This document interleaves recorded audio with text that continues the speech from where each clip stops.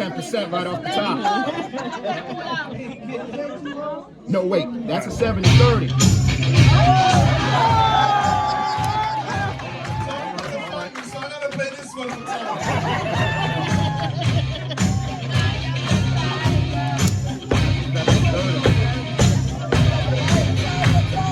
TW Local 100, Tony Utano, make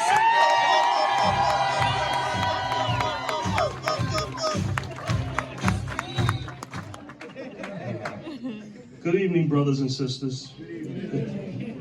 It's a pleasure to welcome you here to the annual TW Local 100 Black History Celebration. I want to thank my friend and partner here at Local 100, Vice President Shirley Martin, for introducing me and all the kind words. Believe me, I can't do my job without a good team of officers, and Shirley and her division committee are amongst the best. She and her division chair, Matt Ahern, recently kept a huge amount of work from going to the contractors. That job includes the overhaul of 20 diesel-powered locomotives. This job is saving the MTA nearly $40 million. But more importantly, it's providing thousands of hours of work for Local 100 members that otherwise would have gone to an outside contractor. So again, Shirley, thank you for your introduction and for your work for the membership of Car Equipment.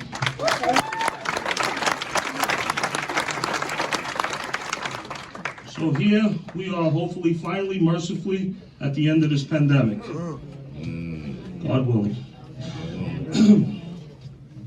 Our Black History celebration in 2020 was the last cultural event we had here at the Union Hall before the COVID shut us down.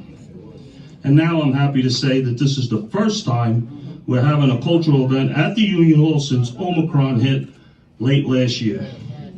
So hopefully this is an omen of good things to come. Sorry. The history of TW and the history of American civil rights movements are intertwined. From the earliest days as a union, we have been on the right side of that history. The union was built on the foundation of religion, ethic, political, and colorblindness. Quill was painted by his enemies as a radical communist. He was nicknamed Red Mike. The FBI even had a file on Quill. They thought he was dangerous and wanted to deport him back to Ireland. Why? Because Quill was a threat to those who used race as a wedge. In 1938, Quill responded in the following manner when being baited by the media over his so-called radical racial philosophy. Quill said, if we're black and white, Catholic and non-Catholic, Jew and Gentile are good enough to slave and sweat together, then we're good enough to unite and fight together. That has been this history's Bible from our earliest days. We are transit workers first and always. We are union members first and always. Everything else is secondary. Remember, Quill uttered those words in 1938. I wasn't born back then, so. When many unions still restricted membership to whites only. Quill recognized the philosophy of radical hatred as fatally flawed.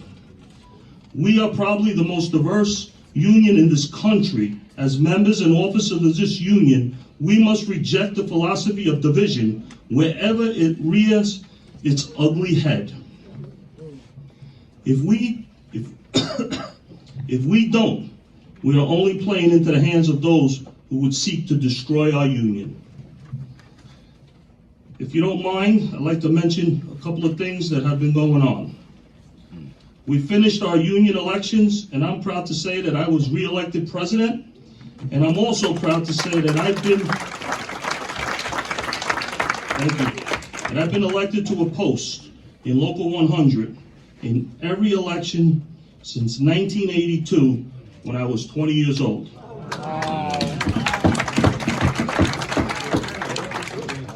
As you know, Our endorsed candidate for mayor, Eric Adams, was elected in overwhelming fashion in November of 2021 election. Adams made fighting crime in the subway and bus system central themes to his campaign. He has been true to his campaign promises. In fact, on February 18th, I stood with the mayor, and Governor Kathy Hochul at Fulton Street Transit Center, where he announced his anti-crime and homeless outreach initiative for the subway system. I didn't ask to be there.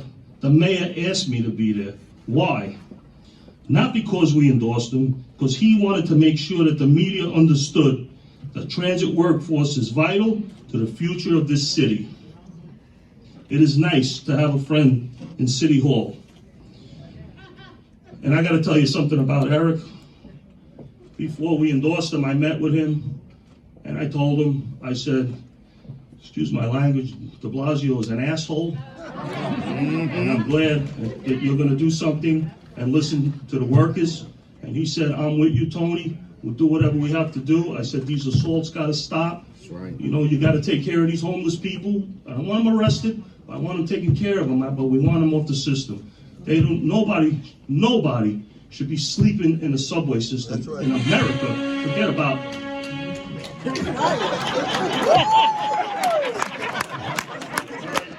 get a little raise on that.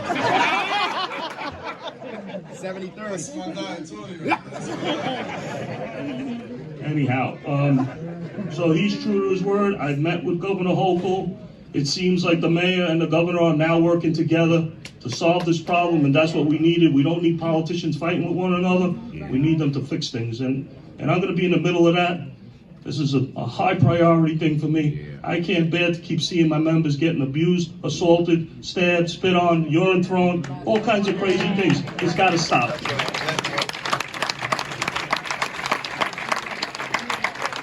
Well, we have a lot of challenges, and they are tough nuts to crack.